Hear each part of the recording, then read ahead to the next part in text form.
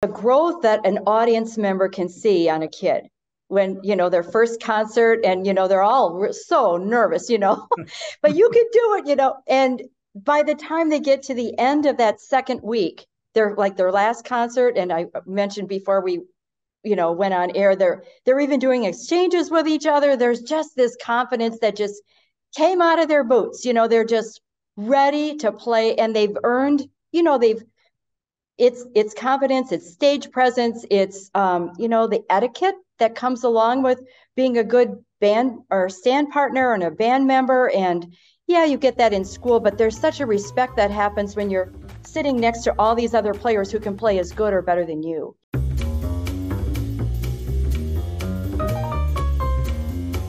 Hey everybody, Mike Jeffers, Chicago Jazz Magazine, chicagojazz.com, and welcome to another episode of Around Town. This is a special one. We are doing a summer jazz camp, summer music program session here. We've got a couple of different camps that we're talking to, and this is one near and dear to my heart, Birch Creek Music Performance Center, right up there in beautiful Door County. And we have Mona Christensen, the executive director, with us. And we're going to talk all about the exciting programs they have been hosting since 1976 up in Birch Creek. And it's obviously grown throughout the years, and they've added different sessions, and they're actually adding year-round sessions here and there. So we're going to talk all about that. Mona, thanks for jumping on today. It's a pleasure to have you on the show.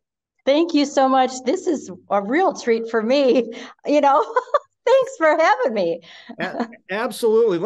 Let's talk a little bit, because I know people have heard the name Birch Creek over the years, and we're always working together on the Summer Jazz Camp Guide and all that great stuff. But, for those that maybe have heard it but don't really know about it, talk a little bit about the history. It was founded in 1976 by a couple, right? Like a music ed couple that was actually teaching the schools and decided to do something in the summer to connect professionals with young upcoming musicians. Exactly. And the story is, well, how it goes with stories that you can't make up.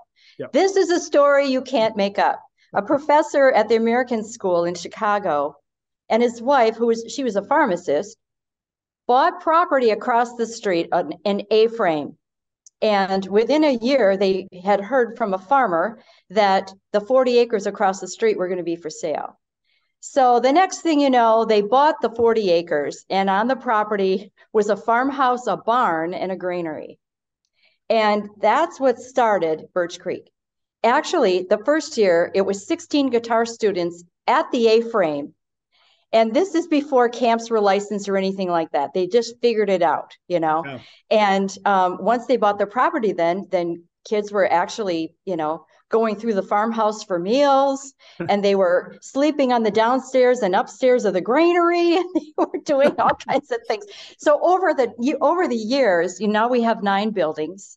And in 2008, we expanded our footprint substantially on the property, where we have a faculty dorm of 20 motel-style rooms, a large maintenance building to maintain our property, of course, and Miller Music Center, which is our 24/7 year-round space for our off-season programs and rehearsal spaces for the summer for the academy, meeting space, another classroom, tons of practice rooms. We have gazillion pianos. I can't keep track of the pianos I have. People give me grand pianos. I mean, it's an incredible, amazing. Sometimes I have to say no, not so much to grands, but to uprights. I'm like, oh, gee, call a school or a boys and girls club or something, because I just can't take any more pianos. Well, anyway, good problem to have, that the community is so interested in helping, right? In helping, absolutely. And we talked a little bit about this before we started recording today, and I want to kind of backtrack a little bit, but before we get into the camps. But I love the fact that you've got this community aspect up there. And when we talked about, we're talking about doing the camps, and they've got a big band jazz camp in the summer. I should mention this, July 16th through the 29th, and then another session July 30th through August 12th. They have a percussion, steel pan, and world music camp. How many camps have that? June 18th to July 1st. And then they have a symphonic camp from July 2nd through July 15th, of course, birchcreek.org. All the information, registration's open. But the kids get up here and immediately they start doing public performances. And I think that's one of those things, those keys, not only for the kids, and we'll talk about that, the experience, but the experience for the community and all the vacationers that go up to Door County they get to see these performances, which really just connects people throughout the entire Midwest that goes to Door County to Birch Creek, right? Absolutely. And it's fascinating. Every night I ask the crowd how many people are new to Birch Creek, and at least a third of the audience is new. Wow. See? Wow. I mean, Yeah. so yeah, it's incredible. And that performance-based music education is the model we've been using way back when Jim Dutton started this thing. It was about getting those kids out there and then to be able to perform inside a barn. And it's all wood. I mean, the wood, it's all wood. So the acoustics are wonderful. And the beauty of it is, yeah, it can be a little chilly if it gets, in September or whatever, or the first part of June, you're like, ooh. And then it warms up during the day and then it gets kind of cold at night again, or, whatever. But the holes in the wood, that all plays into the acoustics. I'm convinced of it. It's old. It's over 100 years old. And that's part of the ambiance and the endearing aspect of Birch Creek. It's kind of a throwback to, way, way, way back to older, simpler times maybe. But here the kids are all dressed up in their concert clothes and they've got these great instruments and we've got a little green room. They come back up to this stage and looking out and here's an audience full of people and it's fantastic. The thing that I love about that is that when you go to a summer camp, I mean, if it's at a college or something, it's wonderful. It's awesome. But when in Birch Creek, you feel like you're in the summer at a camp, yet you're getting high level instruction. So let's talk a little bit about the Big Band Jazz Camp first off, July 15th through the 29th and then July 30th through the 12th. There's an audition process to get into Birch Creek, and you guys take students entering 7th grade all the way through 12. So all the way to high school, they can come up and do that. Talk a little bit about the instructors, talk a little bit about the curriculum for the Big Band Jazz Camp, because you've got to have several different big bands happening the same week, right? Because there's so many students coming up. Right. We've got two different, we have a studio band and a lab band. And kids audition, to get into Birch Creek, and then they also are auditioning for chairs. So once they're admitted, it's not like they would be not admitted again if they audition, for their chair. But it's to try to determine which, level they're at, with the kind of mix that you're going to have. Sometimes we don't have what you would call perfect instrumentation. So you have to work with what you have and, with a stronger player here, and maybe that second stronger player needs to go, we've got this amazing thing. We have the Jazz Ambassadors. I don't know if you even know what that is. No. Oh my goodness. So we've got two big band jazz student bands. And, usually the band with the highest proficiency usually has older kids in it. I mean, that's just kind of a thing. Yeah. But what we have is a group, once the kids are at Birch Creek, a lot of them come back. And it's because they're aspiring to be in that Jazz Ambassador combo. And this is our touring, gigging combo that goes all over the county. They're doing like 15 gigs over 2 weeks. Wow. And they're in the farmers market. They're over at the library. They're at the beach.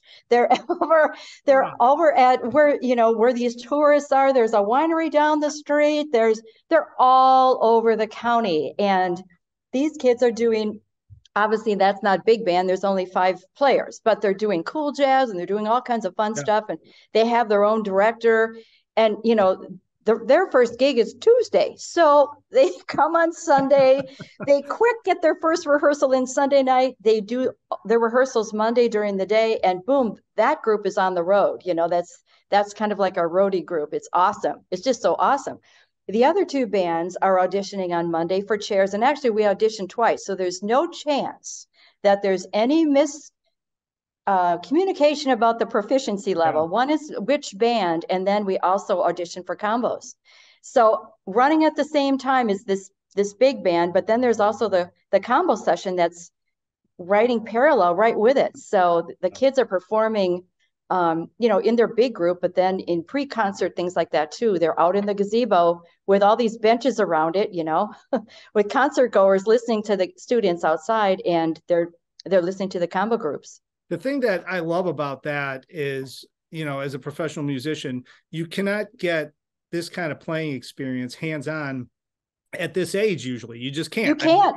You're in high school, or even in junior high, you have your band, you go to rehearsal, and then what once every 3 months you have a concert, and that's it. I mean, this is like actual, and not only that, but I think a lot of people don't understand, especially when you're talking about the jazz ambassadors, they're schlepping their own equipment. I mean, this is actual real life, like Mike has real life drums to the farmer's market and set it up and pack it up and play and everything else. But that we're even doing pack out lunches. Okay. In coolers. Out you go. Shoo. The other thing I like about the whole system here is because, this is for, not beginners. This is for people that are proficient and that are serious about playing. But it's also a great lead in, because if you're planning on going to a college, you're going to have to go through the audition process, not only to get into the college, but then once you're in the college, then you have to audition to get into band and get into placements. And there's that competition happening. It's not that everybody hates each other. It's because they're trying to get better and better and better. And I've always found that when you put yourself with players that are better than you, you rise to the occasion, or at least in the summer, you know what to go work on all year. So when you come back, you're even better, right? Exactly. And you know what? I know that some parents are using Birch Creek to figure out where their son or daughter is going to go to school. Mm-hmm. We've got these college professors here who are over the top jazz performers. Yeah. And just to get private lessons from that guy and that gal, and I can get a lesson over here. And you begin to learn, who you would connect with, even you wouldn't go to a music school and not really like the private teacher. You have to be, you have to really, you have to, that's a big deal. So, and then we've got some kids who are, maybe they're a sax player, but they know that they want to learn more about improvisation, and maybe, if I could get a lesson with Joey Tartell from Indiana, even though he plays, lead trumpet, I want to learn improv from him, so all of that is playing into this on top of just the normal masterclass, sectionals, rehearsals, and that sort of thing. So honestly, no matter how early I come into work and how late I go home, there's always somebody playing. Oh, yeah. Oh, well, yeah. And it's that kind of a thing. And that's the beauty of these summer jazz camps, the summer music camps in general, is that you get immersed in your instrument. And I always say, because it happened to me, I got like a year's worth of material in 1 week. And to their credit, where I went, they told me, you're not going to get all this, and you're not going to play it perfectly in a week. You're going to be able to take this home and work on it for an entire year. So you're really getting better when you come back next year, right? I mean, that's the beauty of this. Exactly. And the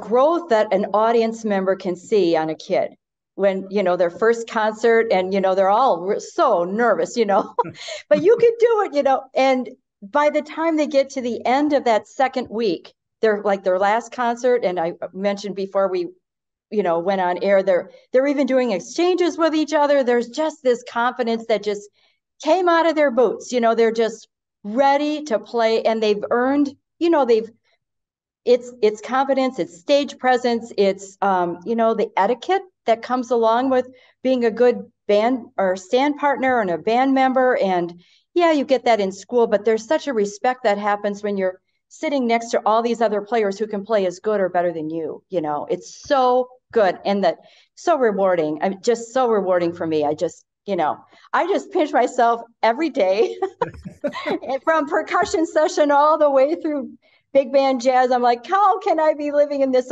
amazing place in this county, in Door County, and then have music in the air every day at work? I have music in the air every day at work. It's awesome. Isn't that amazing? So I want to tell everybody, so Birch Creek Music Performance Center, birchcreek.org. It's right there in Door County, Egg Harbor. So they've got the big band jazz, which we've talked about, but also percussion, steel pan, and world music, June 18th through July 1st. And then the symphonic sessions, which is July 2nd through the 15th. So you've got something for everybody. The thing that is interesting to me is the percussion, steel pan, and world music, because you don't see a lot of like percussion 2-week sessions where you're going there, you're playing four mallets, you're playing steel pan, you're playing timpani, you're playing all sorts of percussion instruments, and running as a percussion ensemble. I mean, you just don't get that. Get that, right. It's just amazing. And I mean, at one point, oh, okay, so this is like the coolest, most fun thing ever. We've got arrangers. These are faculty at universities, and they know how to improvise. We've got jazz mallets going on. We've got movie themes going on. So last year, one of the big themes was the Gremlins, from the movie The Gremlins. Yeah. We had kids doing all kinds. So this is a great story. We had, I always worry when I see kids running. I think, something's up.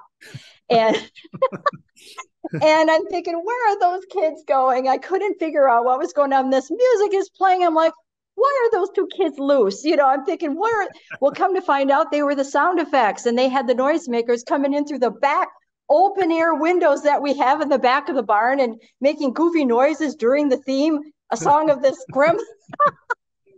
It was hilarious, but the audience just lights up. We've got samba music. We've got steel pan going on. We've got, Liam Teague, probably the most famous steel pan performer.